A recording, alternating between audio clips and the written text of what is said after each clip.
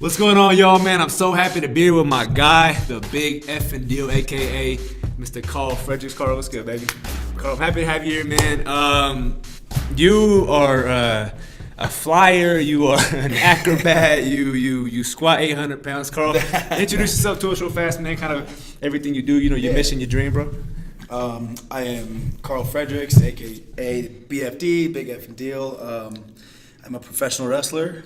I'm an athlete. I am an entertainer.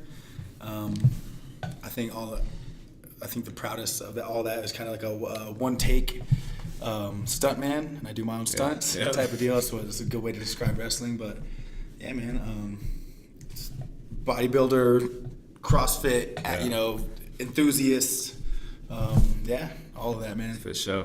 Well, I'm happy to have you here, Karl, with all the people who are here in my community. So I know you here from school a little bit, and then I've just been seeing like your Instagram grind, man. Like you're in it heavy. You're always on the road doing wrestling shows. You're always hitting heavy weights in the gym. Like every week is a new PR, bro. So I admire that stuff, and I like it, right? Because I'm a hustler as well. So if you can share with us like how you got a love like for being in the wrestling game, right? Yeah. Just kind of overall the journey. Everything. Yeah. You want to start like how I got started, or just just overall like how you hopped into wrestling, like and So something I loved when I was a little kid is like one of my first, I wanted to play for the 49ers, and I wanted to be a pro wrestler. Right. I fell in love with it when I was 6 or 7, and then when I was 21, so I'm 26 now. I'll be 27 in July. And in 2011, when I was 21, I had fell back in love with it. I had played college football right out of high school, and that was my big goal at the time was to do that. And everything was football. I was a 3-sport athlete, but football is where my heart was. I kind of stopped watching wrestling, and then I had caught it again on TV around 2011, like I said, and I just felt like everything, like it was like I hadn't skipped a beat. I just loved it. And then I was watching documentaries, Shawn Michaels and CM Punk specifically. Netflix had them, and just watching how they got to the business, and it kind of clicked in my head. I was starting to get the itch to be an athlete again. I still had some eligibility to play ball, but it's kind of like the light bulb goes off. It's like, well, I'm gonna be a professional wrestler. Like they're athletes, they're they're entertainers. I was doing music at the time as well, another entertainment business. But yeah, just seeing them talk about we went to wrestling school, and we started we found a trainer, someone trained us, and we started working, and everything snowballed from there. And it was I literally made the decision when I graduated college, like that's what I'm gonna do. And then I actually started training my last semester of college, and so. Fast forward 4 years. This is 2015. I started training in January, and then, like you said, now especially. So I just came up on my 2-year anniversary. Like for my first match ever. I'm blessed. I'm busy. Real busy. My first 8 months in the business, I was brought to WWE TV for extra talent work. And then a month later, so 9 months in, they're flying me to Florida for my first tryout. And then 17 months after that, they brought me back, which was this last February. And I just won my first major title 2 weeks ago in front of 3,000 people. So by far the biggest show I've been on, anything like that. So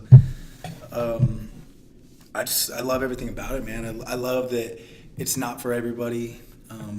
I love that everybody that you meet, there's that bond you have with all the guys in the back. One, just the trust that we put in each other to give you my body to do whatever we're gonna go out there and do to put on a show for people, and trust that trust you not to kill me. But these are dudes that are driving from Nevada to Texas and drive the loops, like I said.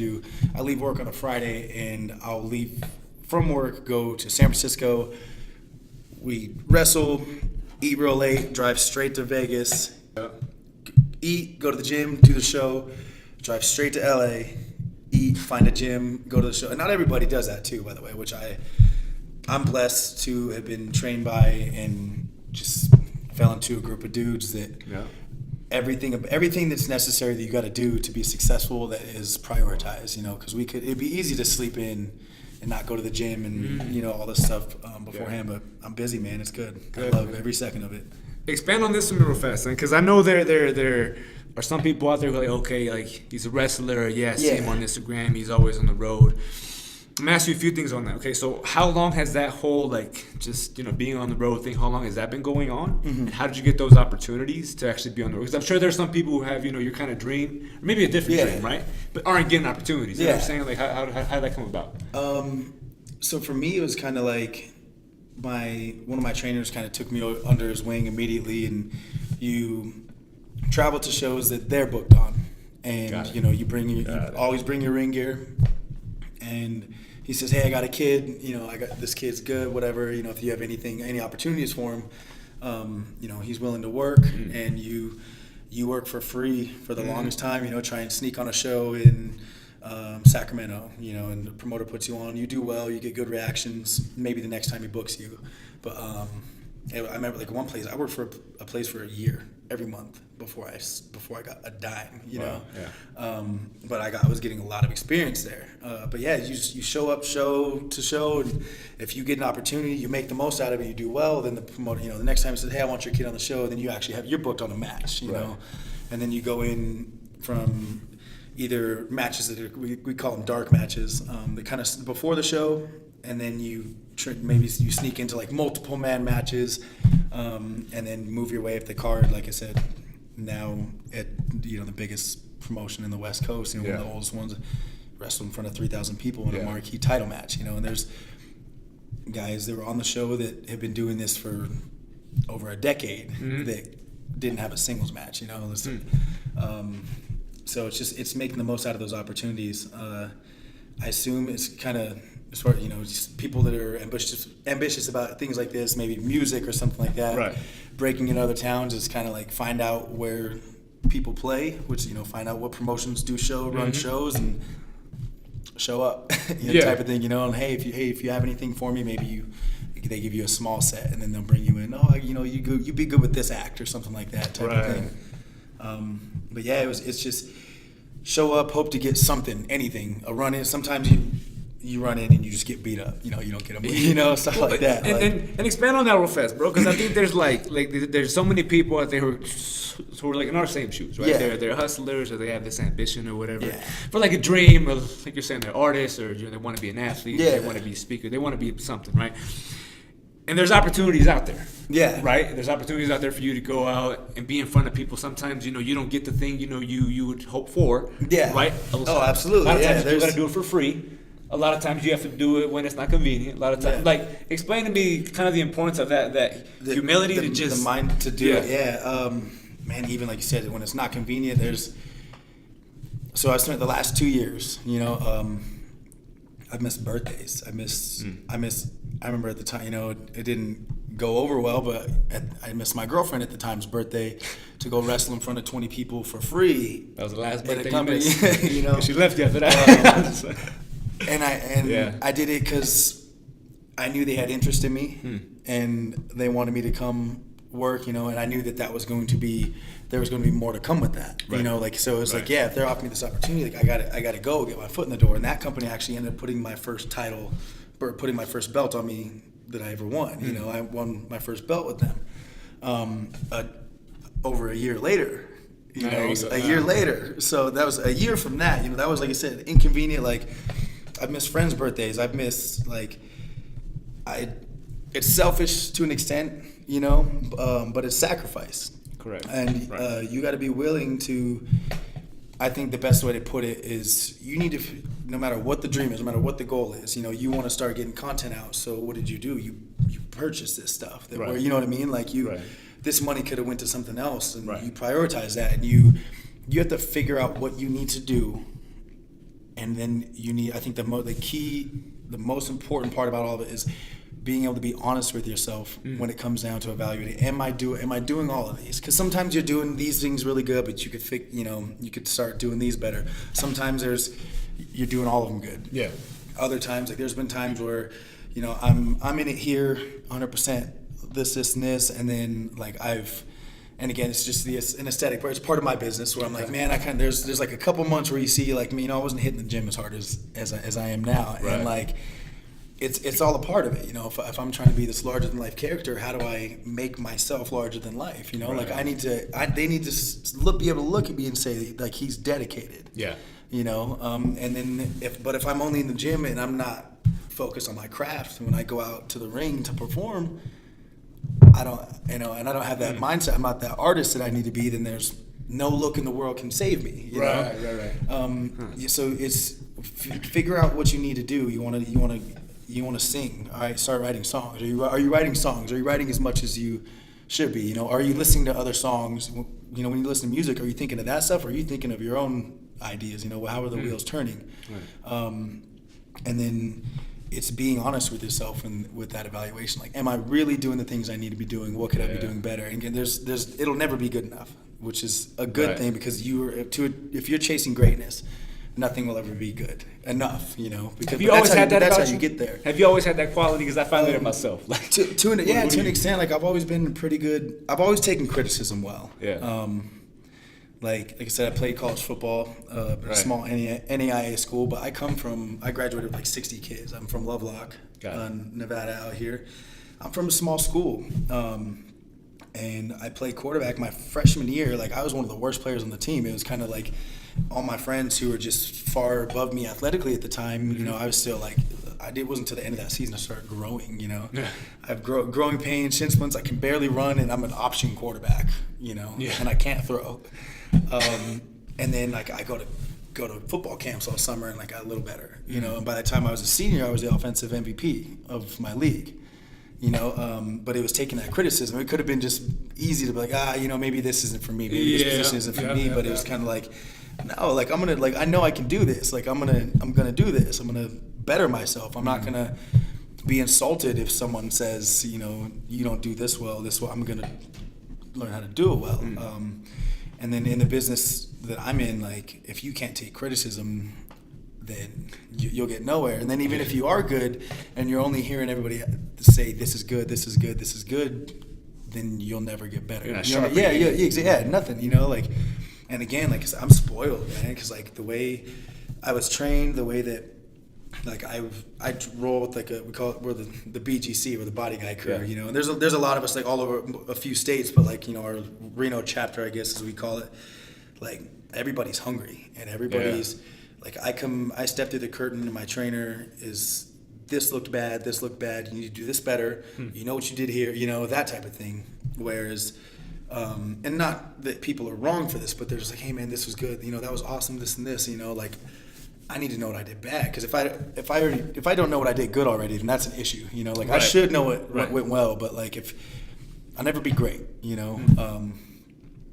So it's being able to take that criticism and then being honest with yourself, you know, about the steps you're taking. Like, are you working as hard? You know, are you pushing out content? I see you every day too, and I've shared some stuff on Instagram. You know, like, if you're not, are you really pushing out the content like you think you should? You know, and I know you got ideas all over the place, but like, are you getting them out like you should? Because if you don't, then you're not getting anywhere. Yeah.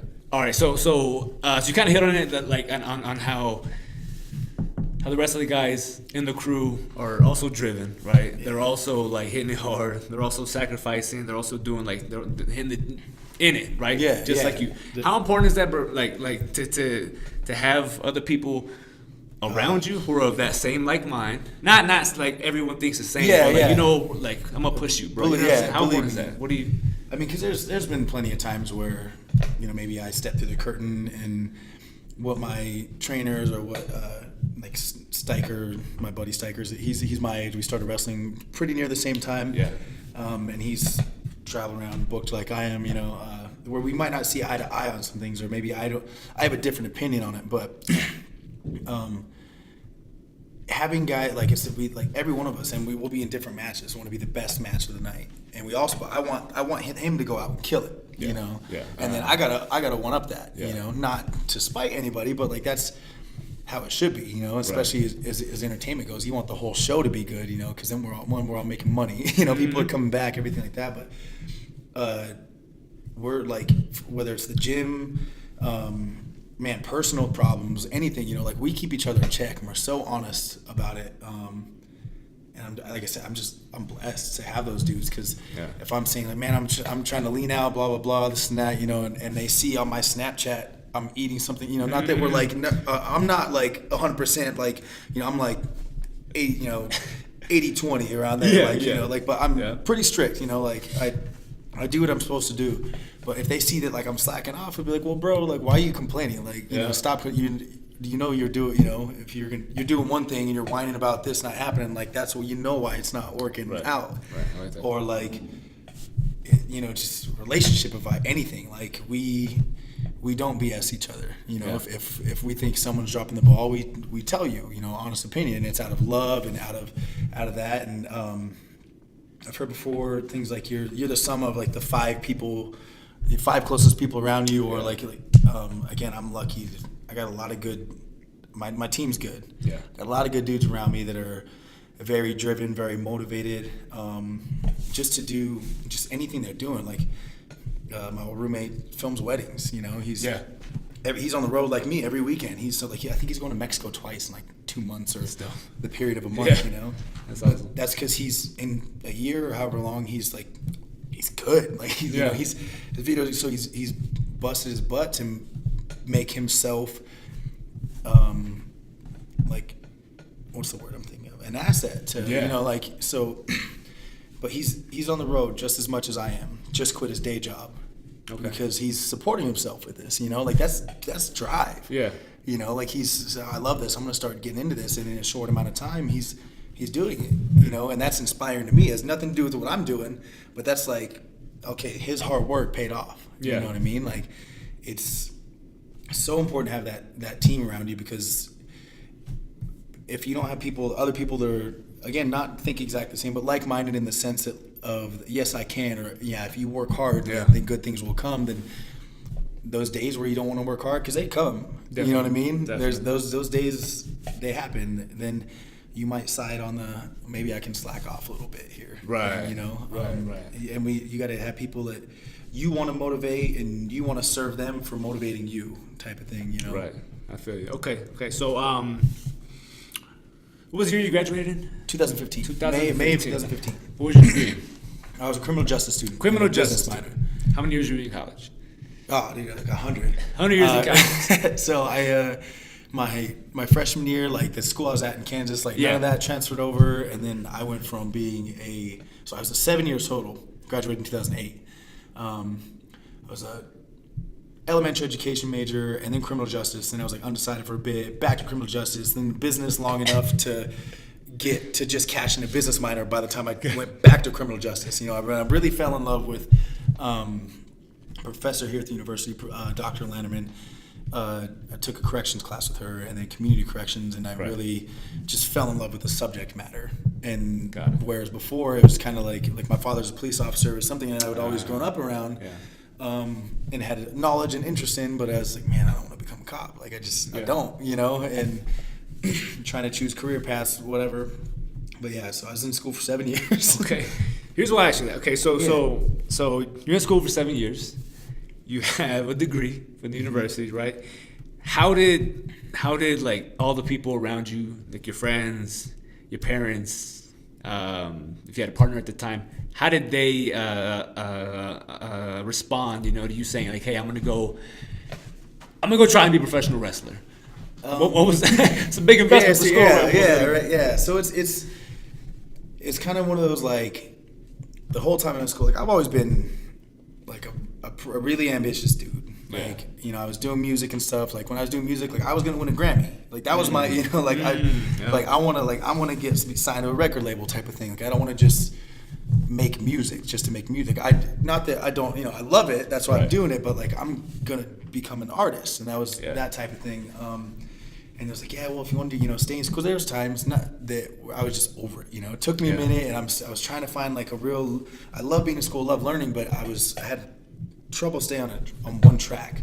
So I was like, well, get your degree, and for the most part, people there's like that stigma, right? So it's like, get your backup plan, no matter what, get your back, and I fully believe you should.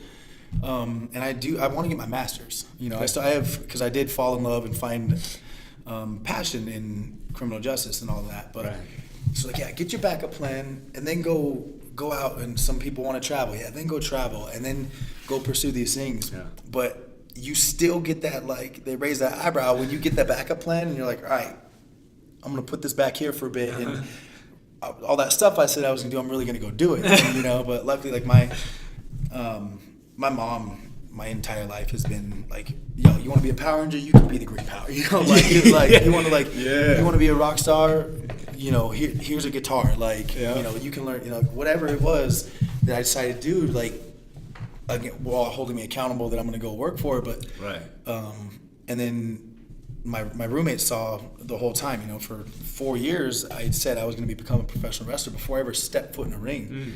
And it's something I talked about on weekends, out with the boy, whatever, you know. My sister knew I grew up loving it. So for them, it wasn't crazy, but it was like, all right, cool, that's cool. You're really going to do it. And then I started training, and then it was the people close to me were always supportive.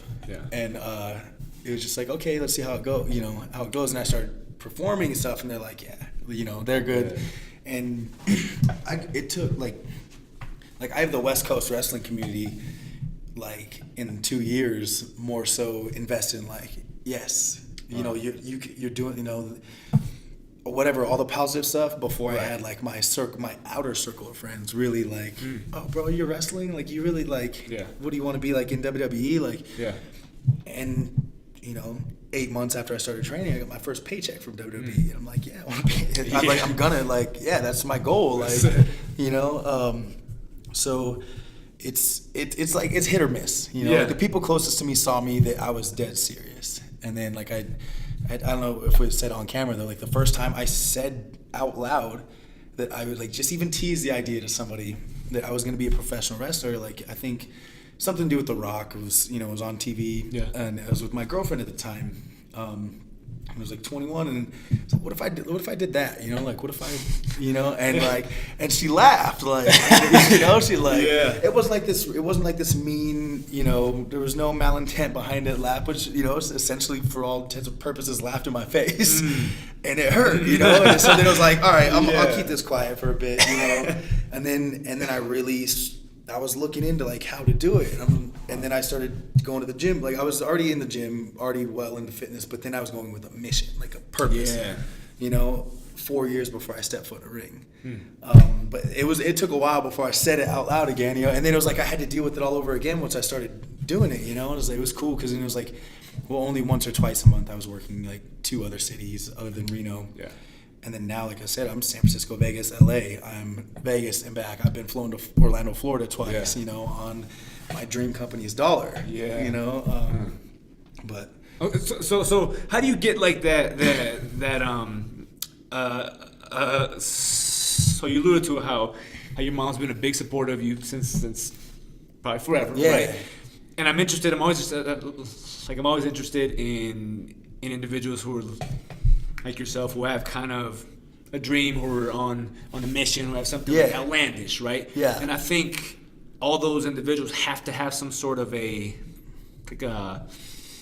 base that's able to kind of even provide you with that ability to have a dream. It's that foundation. How did you get that? Like, who gave that to you? Is that something you did?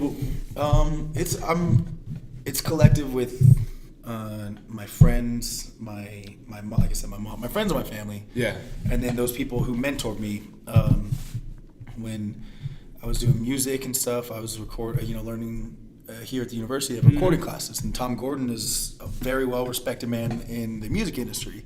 So having people like that, you know, when you're teasing these little ideas of, you know, when we would record stuff for projects, I recorded my band, you know, and then getting the nod of, like, yeah, this is pretty good, like, you have potential here, you know. He didn't say, yeah, this is perfect, but it was like, okay, I can, this isn't crazy to me. And then people that would come support my band when we played shows, you know, they're like, yeah, man, like, I can see, like, you're doing good, you know, any little thing like that. And it's always like, man, Karl's always got, like, up to something, like, what are you doing now, you know, because I was in the band, and then, like, I'm opening, like, Mike Studd sells out the Knitting Factory, and I'm like the home headliner for that, you know, and it's like, and then I'm singing solo music, completely different from what I was playing a band in, and then now, like, with the wrestling, it's just having those people around you that are like, that won't say right away, like, their question, they will be negative. Yeah. You know, they're like, yeah, really, man, that's cool. Or like, why? You know, and they're Yeah. like, why do you want to be a wrestler? And then I'm just like, man, I love it. This is, and I'm like, that's cool, man. Like,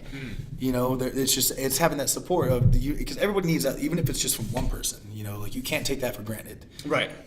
Just someone saying like, yeah, man, go get it. You know, that you can, that's awesome. You know, go do that. Or whether it's even just going to school, like, and then the times when, oh, man, I want to take a semester off. Or, no, keep going. Like, don't do that. Or there's times where I'm on the road and I'm thinking like, what am I doing, bro? Like, right. I'm, you know, working 3 days straight, wrestling, traveling, driving, spending money on gas, you know, eating what I can, and I'm not getting paid. Like, am I crazy? You know, like my girl's mad at me because I'm missing birthdays, you know, and like, it's like, what am I doing this for? You know, and knowing that it'll pay, that's, you know, how it pays off, but it's having those people that are like, man, keep going. And like my mentors, like, this is, you know, you're doing good. You're paying your due, whatever. Like, right. You're doing good. Like, keep it up. Like, having all that, that's that foundation, so that helps combat me with any type of mental, like, can I do this? You know, like, or is this the right thing to do? Is the right way to go about it? Any of it, like, right.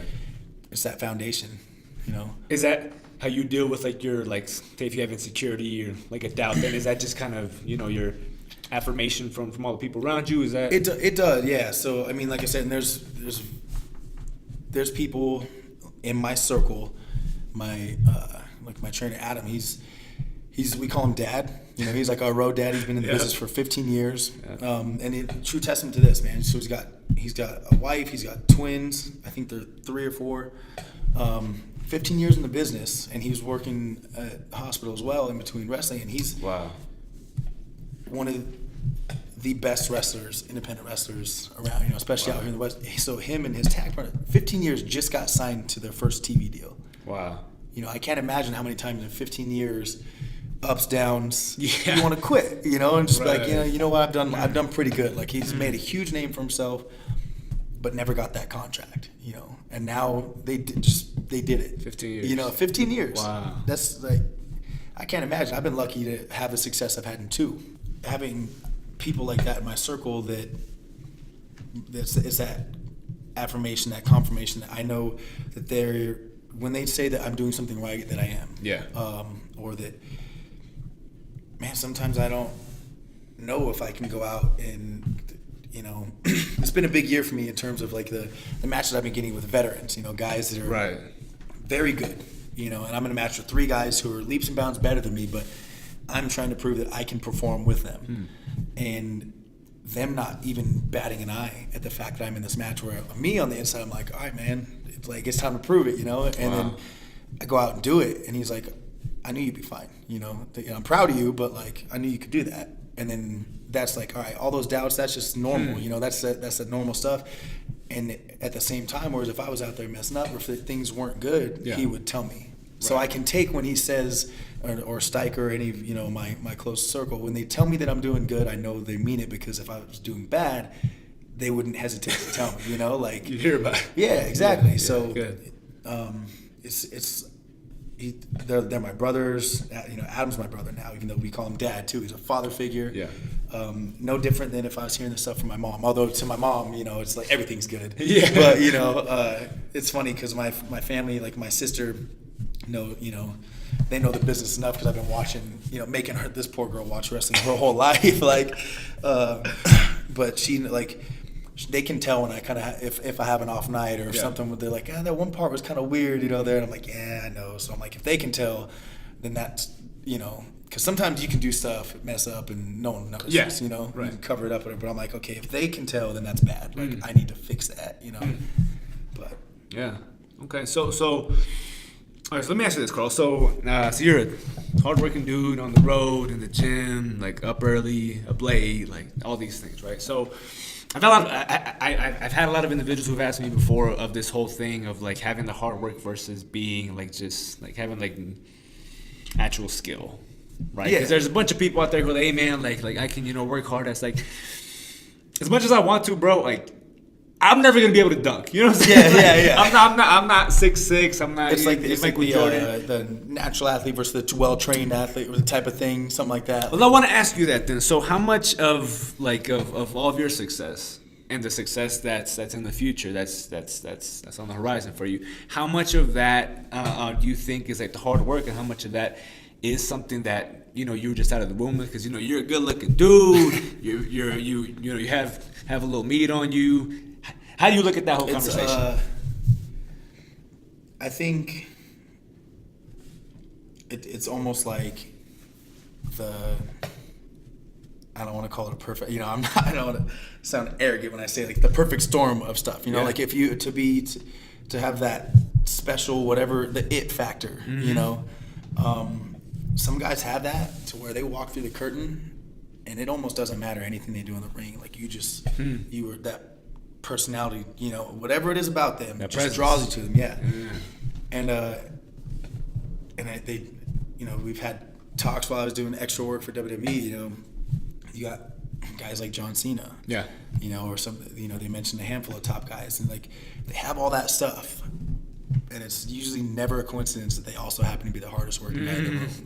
He's also the first guy in and the last to leave, type of thing, So it's and I said it before, like I could, if I'm not watching wrestling, if I'm not keeping up with, because there's so much wrestling around the world right now, and fans are paying attention to everything. If I'm not trying to be as good as not only the guys in WWE and the guys over here in Ring of Honor or wherever, it's different styles everywhere, then I'm not, I'm obsolete. Like I'm not keeping up with everybody. So if I'm just like, all right, I'm in the gym, I got to look good. I'm gonna get these shiny underwear. It's gonna be great. It's gonna be great. And then I go out and it looks cool, but then the performance sucks. Right. Like there's nothing you can do for me, no matter how good looking you are, how big you are, because it's not about being the biggest guy anymore. It's any of that stuff.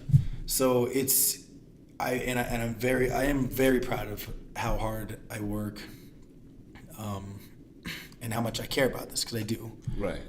Like this is me. I want to be wrestling. I want this to be my life. I want to give my life to wrestling. And it's also a good combination of right place, right time. Yeah. And then people believing in me, and then giving me those opportunities, and me turning that hard work and all this other stuff, all these things, and then making it happen. Right. It's just making the most of those opportunities. And sometimes you don't. Sometimes, hard work and everything, you slip up a little, but then you work, it's almost like 100% of the time you have a little, you regress a little bit. So something you didn't do as well last time, you killed it this time, but then this was a little weird, and then 6 months later, I'm doing all of those things great. Right. And then now it's time to work on new stuff that, but you can be the highest vert, highest vert. It's not going to make you a good basketball player. They're not just going to make it to the league with that. Like, you got guys like Kobe that shoot 1,000 shots a day or whatever it is, that's what makes them great. He obviously had that natural God-given ability that a lot of people have in a lot of different areas, but if you have this beautiful voice, and you're not out there recording, you're not learning how to write, you're not branding yourself, you're not making yourself an artist, and you're just someone with a beautiful voice, But it's that person that's writing every day, shoving their social media down your throat, getting those links out, finding the blogs, that's the person that's gonna do something, and someone with an okay voice that does that is gonna be more successful in their career, you know what I mean? Like, and then you become great through that hard work. So even like you said, you got to work hard. You can't you can't dunk, whatever it is, but you can get that vert up, right? And that's gonna make everything. That's gonna make your game more well rounded. While you're working all the other stuff, where as if you just say it is what it is and leave it to that. But it's, as far as my success, it's the hard work. It's the hard work, and then everything else. I truly believe I'm legitimately built for this. I was meant for this. Nothing I've ever done, not that it's been easy, but it came easy. I progressed really fast, but it was because I've loved it so much from the first day I stepped in the ring. So I had that desire to fix things as fast as I could and pick things up as fast as I could. I've, to an extent, obsessed over this. This is all I think about. all day, at work, at the gym, whatever. I'm thinking of whatever things I got to do to make myself better in the ring, things I got to do. Right. I'm thinking of my, pushing my social media. I told you I'm starting to do vlogs and stuff like that, so I'm getting ideas on that. I'm thinking of who I need to contact in these places in Southern California that I don't work at, but I want to work at, and look at people who around me that are very successful right now. I'm like, okay, why is he like, and think, what do I got to do to get there? It's, I see, like I said, I see how hard you work and how much every day you've engulfed yourself in this. Right.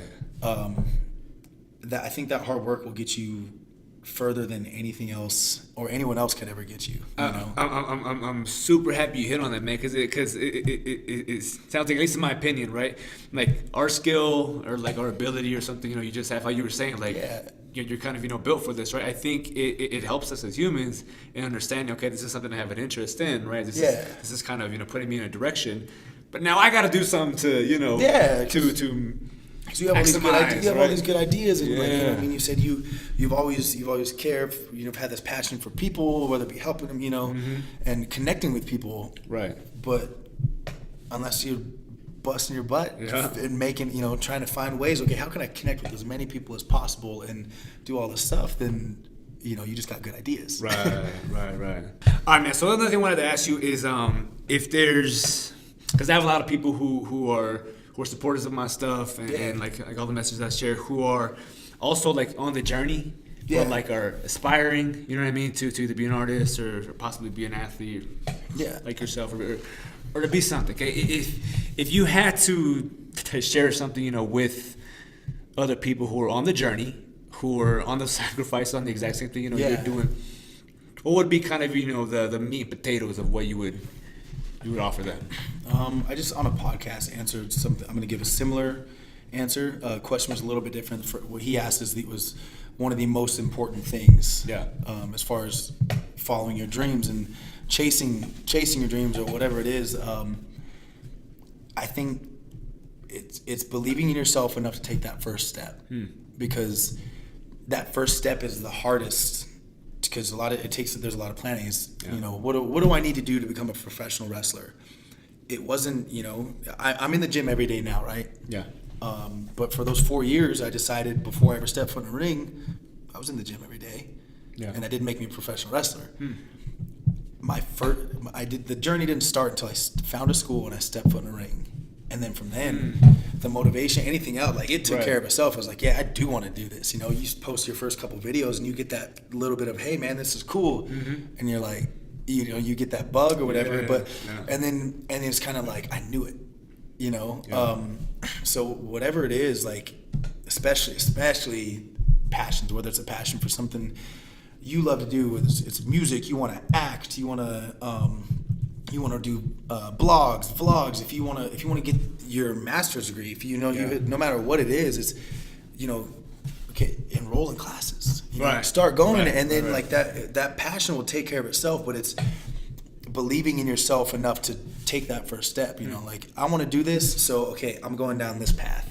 And then there's going to be forks, and then you're going to have to call audibles here and there, and then there's going to be setbacks, whatever. But it's starting yourself on, I guess the way I would like to look at it is like a highway, So I'm going down this highway, and there's going to be a lot of exits.